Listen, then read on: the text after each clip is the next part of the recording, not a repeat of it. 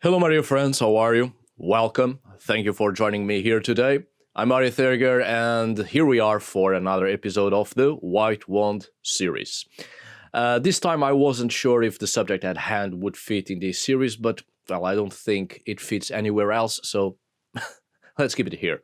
For the new subscribers of this channel, you may be taken aback a little, right?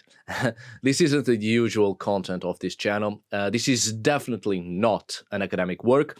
This is one of the few series I have more turned to my own experience with traditional folk magic. That's what it is, which is something I've also been developing through my experimental solo music project, Varum, through music, right? And it's going well.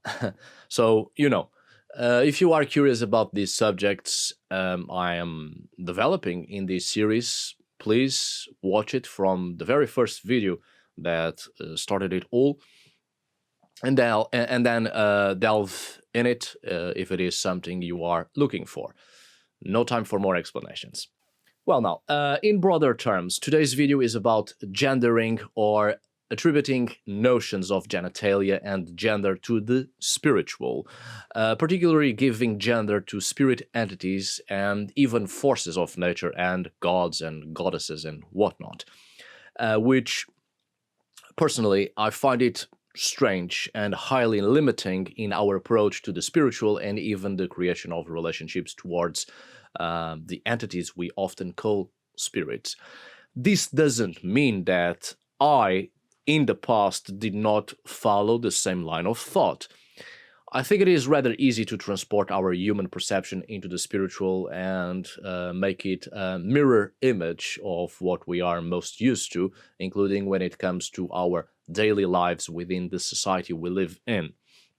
I've spoken about this before on another video concerning hedge witchcraft and the effort to divide our social life within the human network of relationships, behavioral patterns, and notions of community, nation, country, identity, and such from the multiple existences of spirit entities beyond the reality of human society. Perceptions of reality, of community, identity, culture, and such for other than human persons isn't the same as what we learn and live through in our human societies, and it's important to have that notion when we try to create relationships with the spiritual. The effort to understand the perceptive reality of the spiritual in order to create healthy and respectful relationships, which indeed may minimize the harmful outcomes when we engage with the spiritual. This is all stuff I've talked about in previous videos of this series, as well as other videos. The point is, our notion of gender identity and genitalia for the human reality isn't the same for other than human persons, and we quite often conduct our magic towards an attributed gender of an entity, and then we have the tendency to channel our magical efforts in a way that goes in line with the gender we have attributed to a specific entity. And then I personally don't think that this sort of approach has the intended effect, because we are conducting an approach under our own notions of gender identity and not towards the perceptive existing reality of entities we often call spirits. Why would a force of nature be represented as male or female? Why does a divine entity be specifically male or female? Why spirits of the land and the land itself has to be male or female?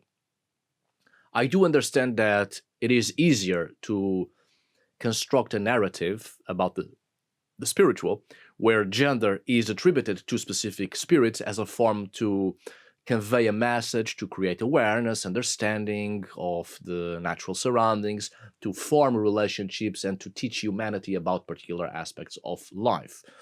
That's what mythology and folklore is also used for.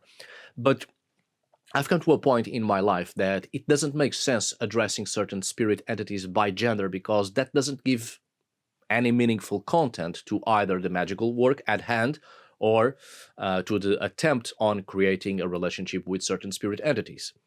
Why would a spirit of, let's say, the forest be conditioned to the human notions of gender identity? Gender identity is important for us, humans, within human societies. But when it comes to dealing with spirits of the land, for instance, why would it be important for entities that are not bound to the same corporeal existence as humans, right? Too often we attribute femininity to the earth and masculinity to the sun. Even though on multiple mythologies these gender roles are switched, or there's no gender role at all, or no gender of any sort, and not even the notion of attributing roles to gender. That's a human thing, according to our notion of gender and our notions of giving specific roles to genders. I do understand that, for the sake of a better understanding, we place femininity and motherhood to the earth, in a metaphorical sense of giving a womb to the earth from which life comes forth. I do understand that the oldest myths of creation concern the imagery of the serpent with its phallic shape entering the earth, or the sky deity of thunder as the fecundity power to the fertile soils, and so on and so forth, right? However, when dealing with such nature's powers, spirit entities and such, to what extent does it truly influences our craft to attribute gender to the spirits? That's what I think it is quite limiting, because we end up addressing entities as god and goddess, or as masculine or feminine. But that doesn't really give any meaningful content to the magical work. If we are talking about spirit beings with corporeal existence, manifestations of the spiritual that lie in bodies, sure, I do understand that. If we are talking about, or rather, conducting a specific work towards the fertility powers of nature and its life-giving powers, sure, I do understand that a certain notion of genitalia and sexuality helps in the mental process of invoking such powers, and even we as humans, one way or another, assuming particular genders in the spiritual work to better attract such powers. Such are the numerous cases in the anthropology of shamanism, when the ritual is aimed at invoking fertility powers and life-giving powers into the community, into the human community. The human person assumes gender in order to attract such powers to be channeled towards the human community, as an example. However, within a variety of efforts towards the spiritual, notions of gender and sex are counterproductive, because it creates limitations on our perception of the spiritual. Therefore, such limitations bind us to a fixed perception of reality, which doesn't allow us to expand our minds into the diversity of the existential reality of other than human persons that need not a body such as ours to manifest themselves and even exist. I hope I'm making myself clear. But here we go. Let's elaborate a little bit more on this, please. Right. When I bought the book Hedge Witchcraft, which has nothing to do with Hedge Witchcraft at all, but the author's own notion of witchcraft under the influence of the Wiccan approach with quite the limited view on the divine and outdated ideas of paganism and even a dogmatization of witchcraft, well, my perception changed towards notions of gender towards the spiritual. To this author's credit, this book is about a year older than me. It was published in 1987. I don't know the current opinions of the author on the matter, but this book tells you nothing about actual witchcraft. This book is modern Wicca, and that's all it is. However, as I was saying, it changed my perception towards attributing sex and gender to the spiritual. The author focuses a lot on a feminine notion of the divine and a vague idea of the masculine divine. As such, the work ends up being conducted towards specific and limited notions of gender and sex, to the point that sexual intercourse is seen as a fundamental behavior within witchcraft for things to properly work. I'm not against sexual intercourse. On the contrary. Very much on the contrary. What I'm saying here is that there are thousands of ways to perform magic and to create relationships with the spiritual. And unlike this Wiccan notion, sexual intercourse isn't the main and utmost behavior one could do to be in contact with the spiritual and the magical. I mean, this notion has been often perpetuated within the occult by patriarchal movements and religious notions and occultic orders to justify a variety of sexual abuses within the spiritual sphere, and as an excuse to have sexual intercourse and even sexual assault in the name of some divine notion or some magical act. That in itself is another problem and another issue that perhaps should be addressed some other time. But it is important to state that too often these notions on modern witchcraft are still perpetuated, often due to an illusionary conduct to justify abuse, right? But returning to the subject, my notion of attributing sex and gender to the spiritual and other than human persons changed, not directly because of this book, but by the reviews of hundreds of people who perform magic and have read this book. I've seen a great quantity of either asexual people or others who try to demystify the romanticism of sexual intercourse within New Age movements, religious movements, in order to put an end to sexual abuse within these groups and or organizations, criticizing the book by saying that indeed sexual intercourse neither is a big deal nor mandatory within witchcraft, as these people, as obvious as it may seem, conduct their magical work all the same without involving sexual intercourse. This isn't to say that sexual intercourse doesn't have its uses within the spiritual, or that it isn't a powerful force that can be channeled towards specific works of magic and contact with certain powers and entities, because it very much is and can be. And there are many historical evidences of that precisely, especially in yearly celebrations towards the life-giving powers of nature, in which sexual intercourse and orgies were part of ritual performances. This to say that this made me think that attributing gender and sex to spirit entities is meaningless and doesn't actually help in anything. On the contrary, if I'm going out there into the woods as an example, seeking to create a relationship with a local entity for the sake of the craft, for whatever reasons here exposed in previous videos, if it is counterproductive to already step in with a head full of notions of reality that are only meaningful within the human society, then I will also place unnecessary limitations in my head if my approach is already deciding what gender and sex to give to a spirit entity I'm trying to make a connection with. For what purpose could that possibly be productive? In what does that truly help? What changes? To me, nothing at all.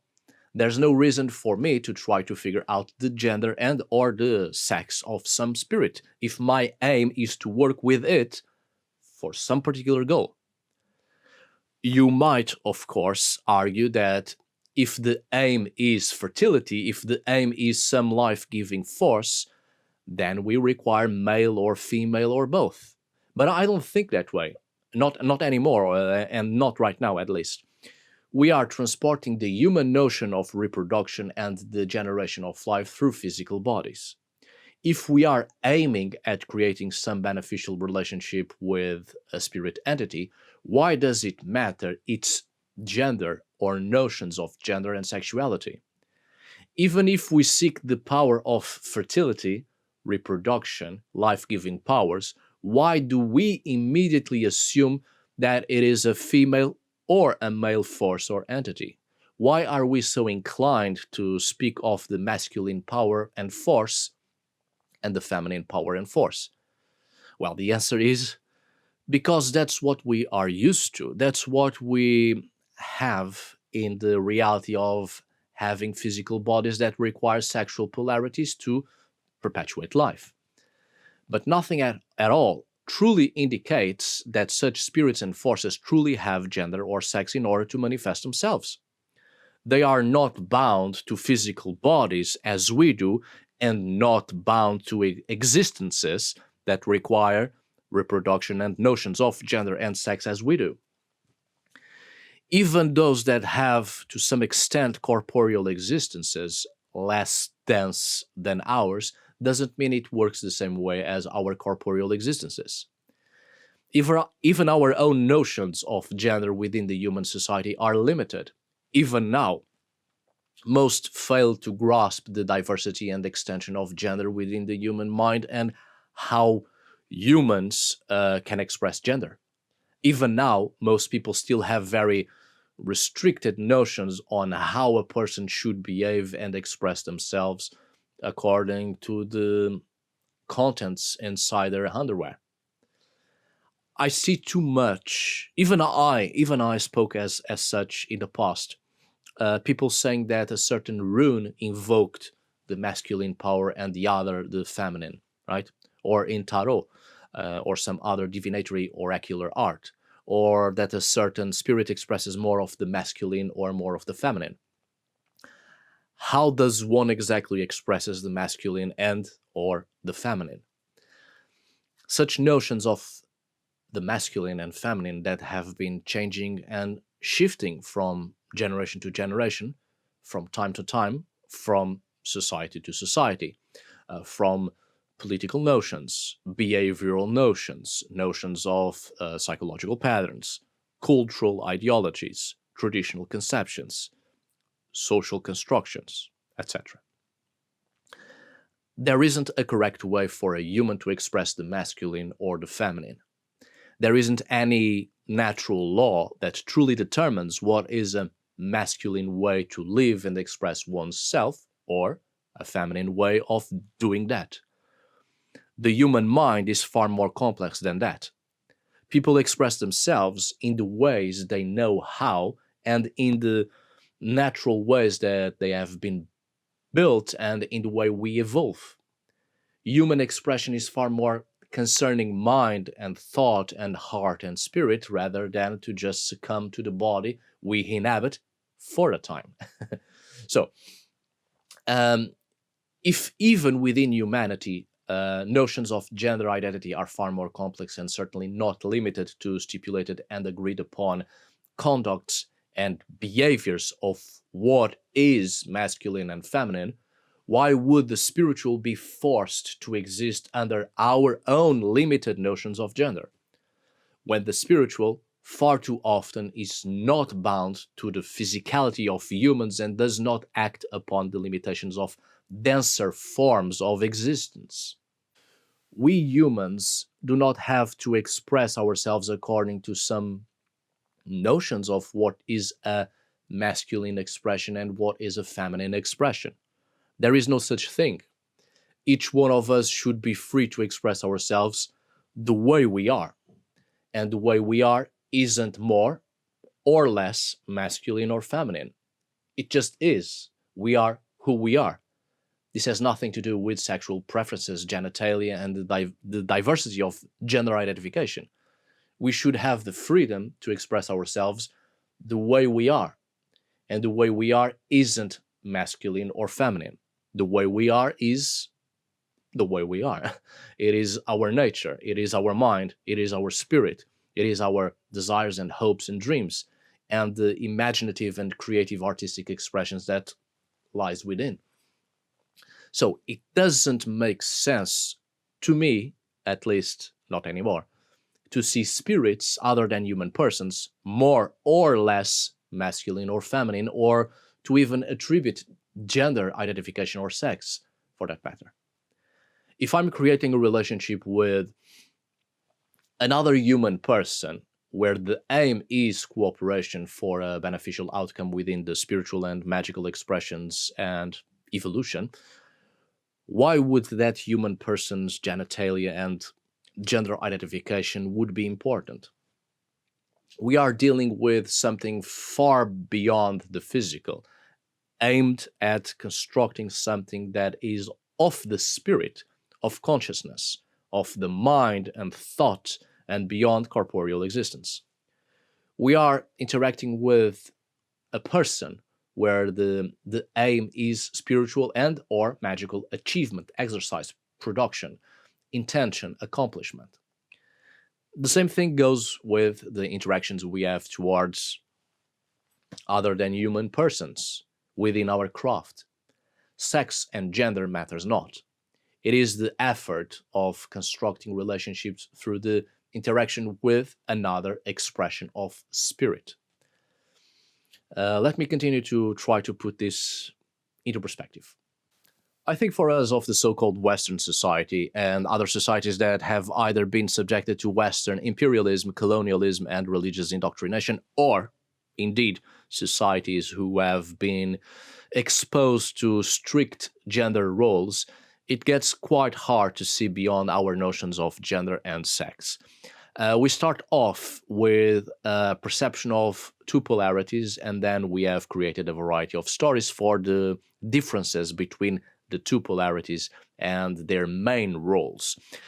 This led to a limited perception of masculine polarity and a feminine polarity, creating clear hierarchical structures for both.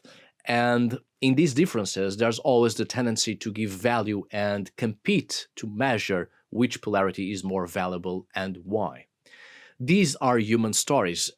These are human notions. This is what we are subjected to within the civilizational loop and ancestral stigmatization. If we try to make the mental exercise to simply having the existences of spirits and placing these spirits within bodies of several shapes so that such spirits may experience life and interact with one another, there aren't a lot of differences outside the corporeal houses of the spirit. A spirit is a spirit, and upon inhabiting any denser form to experience life in this world, it is subjected to the limitations of each body it inhabits, and certainly has different experiences based on each body, but the spirit in itself flows through corporeal existences in order to have different experiences, but in its essence isn't more or less just because it inhabits a particular form and shape for a time.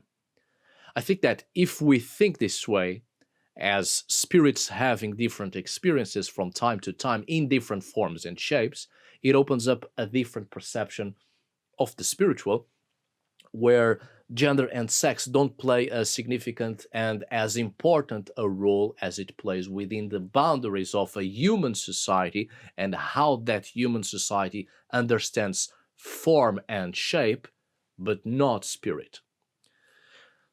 I'm not here trying to make you abandon specific notions about gender and sex, even though it would be good for us all to expand our understanding on those matters too.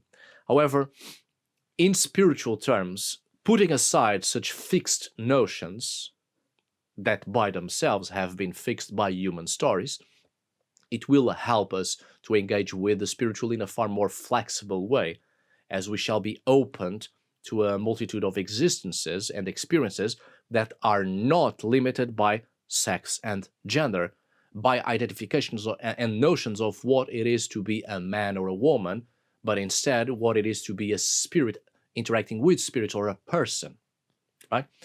I mean, in the most simplistic perspective, and I'm well aware that it is easier said than done, when it comes to witchcraft and spiritual experiences for that matter, the more open we are to a variety of experiences and existences, the easier and more fluid our craft becomes. Witchcraft is a highly pragmatic approach to the spiritual, and the more we flow through the spiritual and amongst other than human persons and their habitats and existences, the richer and more powerful our craft becomes, as we progressively detach ourselves from the limitations imposed by human social norms and conduct, several of which are necessary to a certain extent to coexist with other humans and within a human society. But within our spiritual efforts, the more we make a clear separation between human life and its social rules, the more our pragmatic magic evolves and has its desired effects.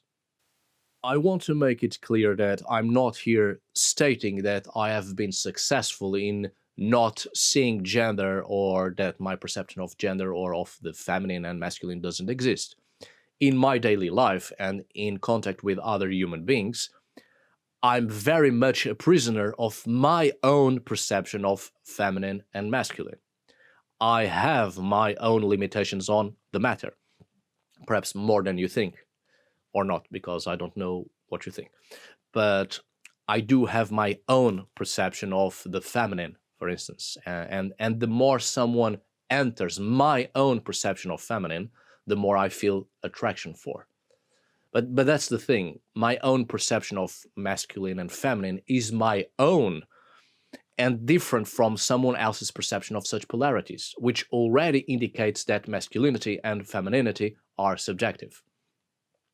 When people state that sometimes they feel more feminine or more masculine, what they are saying, I think, is that they feel they are more or less inclined to those polarities based on their own perception of such polarities, and not because there's a fixed natural law that determines what is to be feminine and what is to be masculine.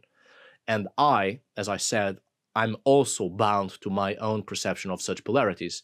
And the more a person shows behavior and the things they use to add to their personality and to add to their existing natural forms that enters my limited perception of feminine and masculine, the more or less they give me information according to my own perception of these polarities.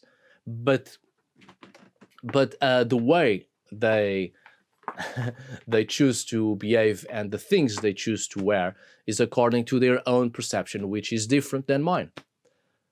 Again, masculinity and femininity is subjective. And this already helps to transport this subjectivity into the spiritual, where other than human persons do not have the same corporeal existence as us, human beings, and our own perception of the feminine and masculine means nothing to them under their own perception of themselves, which is why I have come to a point in my own spiritual path and craft where I no longer understand why a perception of the feminine and of the masculine could be of any use when dealing with entities we so often call spirits. We immediately attribute gender to some natural force based on our perception of ourselves and other fellow human beings. Why is the earth a mother? Why is the earth and spirits associated with fertility immediately recognizable as goddesses? Because we are transporting our perception of motherhood and of persons who have the ability to generate life in a womb. Why do we determine that natural phenomenon of the sky is so often male? Because natural phenomenon of the sky interacts with the earth, which we already determined as a mother or as a woman or as a person with a vulva. And there is this metaphorical sense of penetration. Therefore, the sky phenomenon enters our perception of masculinity or our limited perception of associating genitalia with gender identification of human beings. But the forces and spirits of the natural world don't act the same way as we humans do, and certainly are not bound to the denser forms and shapes of human beings. They act under their own existential forms, which are not the same as ours, human beings. So, when it comes to the spiritual, I think it would be quite beneficial to abandon the framework of gendered polarities as much as possible. The masculine and the feminine are cultural and ideological projections of humanity, which multiple realities are not subjected to and don't even comprehend them. We humans categorize behaviors in order to understand ourselves. As such, the more we look into our own nature and why we behave the way we behave, the more we realize we are far more complex than fixed ideas of gender identification. We see patterns of behavior that are expressed in the exact same way by different people because within a certain society, it has been agreed upon and almost mandatory for a man to act in a certain way or for a woman. As soon as these culturally acceptable and mandatory expressions of behavior are gone, we see people acting in different ways, and in ways quite different than the ones they acted when they were forced to. I mean, I've read quite a lot of books on several New Age religious movements, and particularly on dogmatic approaches of witchcraft or to witchcraft through modern witchcraft movements and perceptions. And there's quite a lot of talk about what it means to be a woman or man. And then it's such a narrow and fixed perception based on sex and or on attribution of roles to gender. It reminds me of tarot, of the traditional tarot cards, you know. You always have very specific roles associated to a perception of what a woman and a man should be like, how they should be and behave, and their roles in society. And there's always that nurturing aspect for the woman and authoritarian profile for the man, the warrior aspect for the man, the guardian aspect for the woman as a powerful vessel of magical power, the man as the brute force and strength of nature. And then when a man is more nurturing or has an interest in magic or enjoys other hobbies that are usually associated with women for no reason other than attribution of roles to gender based on outdated views of societies governed by a system where men are forced to be the brute force and women viewed as baby dumping machines. And when a woman is more energetic and enjoys activities that are usually associated with the male figure, and so on and so forth, all of a sudden something is wrong, and these people are not behaving according to their gender. There's no such thing as what it means to be a woman or a man. If we focus on a spiritual level, which is what this video has been about, There's no meaning concerning what is the masculine and what is the feminine. Spirits are spirits. Consciousness is consciousness. In itself is a boundless identity. While you are human, your body is still there. However, the spirit has no need to be bound to the limitations of the body. I think that in most cases, people are so focused and so bound to ideas of sex and gender because in some way they are hurting, either because of trauma or because of frustration and anger due to being forced to act and behave and even think in a way that isn't their true selves, which is understandable. It's not people's fault. The fault lies within the perpetual systems of belief that bind people to a limited framework of what gender and sex means without taking into consideration people's thoughts, desires, and dreams and the way they are psychologically built, and solely taking into account what that system needs people to be so that that very system can continue to exist and thrive. When we express ourselves towards the spiritual and towards the creation of relationships with other than human persons, what does it matter if we are straight or gay, if we are woman or man, the shape and size of our genitalia, the gender identifications, what it means to be masculine and feminine? We return to our body and use it as we must and live under its limitations as we can. However, spiritually speaking, I don't understand why it is so relevant to act in a masculine or feminine way. Or what even is this thing of working with masculine and or feminine energies? From where are people pulling these masculine and feminine energies from, if not from themselves and their own perception of such polarities? Such perception that isn't the same and doesn't exist for other entities whose existence isn't bound to the physical limitations of a human body. Help me to understand that. If you have good reasons to keep maintaining perceptions of feminine and masculine and of gender and sex within the spiritual and within traditional folk magic, please do share them in the comments. For some years now, I have been perceiving a more animistic approach to both the spiritual and the pragmatic actions towards the spiritual in a way that makes me act more like some sort of a shape-shifting entity, a trickster spirit of sorts, let's say, which must transgress and go beyond the boundaries. And for such a thing to happen, I have to separate my, let's say, mundane identity as a human being from my existence as a being that has no need of human labels and identities in order to flow through the spiritual. And I am not by any means saying that I'm always successful in this shifting.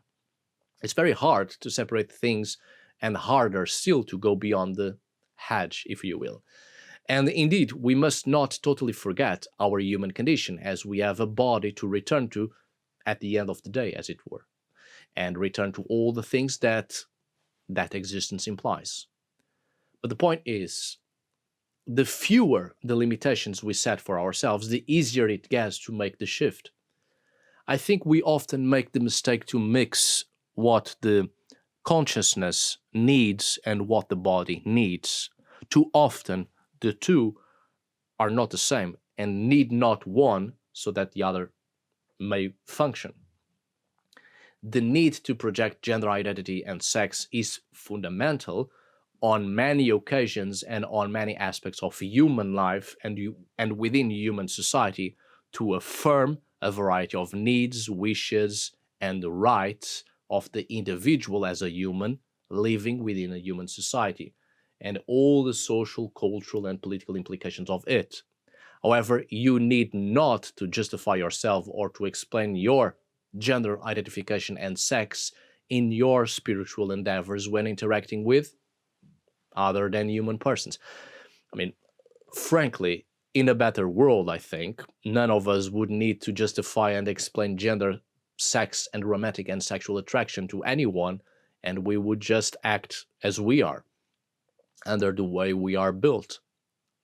Now, imagine that freedom and manifest it into the spiritual, towards entities, towards other than human persons that are not bound to the political, cultural, and social limitations of gender and sex of the human societies, and therefore need not to have any explanation or justification concerning any of such subjects, because it means nothing to them, because their existence is not bound to the forms and shapes of a human body and what that human body is subjected to. When it comes to creating relationships with other humans, too often there is the necessity to create an identity to be able to interact with them under their own perception of personhood. Too often we bend and transform ourselves in order to fit an identity that is more accepting to the humans we have to deal with. That in itself is already a bad sign and the sort of behavior we should not be required to perform. But sometimes, for our own safety and even for our own mental health, we are forced to create identities. Within the spiritual, however, such identities are not mandatory. There's an interaction between spirits. There's an interaction of consciousness. There's an interaction between persons of different kinds and existential densities that need not to create identities in order to interact, but rather there's the need to understand each diversity of existence in order to interact in a more successful way. If we create this flexibility of thought concerning our own identifications, it will help us to better understand and interact with a diverse number of different persons, and their own existence does not need to be explained to us because we already have an acceptance of the reality that multiple and diverse existences exist. If we start from a point where we are free from the explanation of gender and sex identities and other types of identities, we have no need to pass through the process of having to figure out and understanding the other than human persons within their own existences, but instead we just have to acknowledge that they exist and accept that they exist the way they exist. And this very thought can also be brought into our interactions with other humans. There's no need to understand how a person is built. There's only the need to acknowledge their existence, accept and respect their existence. I do hope this perspective was useful somehow, and please do comment and share your thoughts on this, but also on your perceptions concerning this subject. Give me other perspectives on the matter, right? As it is always useful. Thanks so much for watching and for listening. As always, thank you for today. Until we meet again, my dear friends.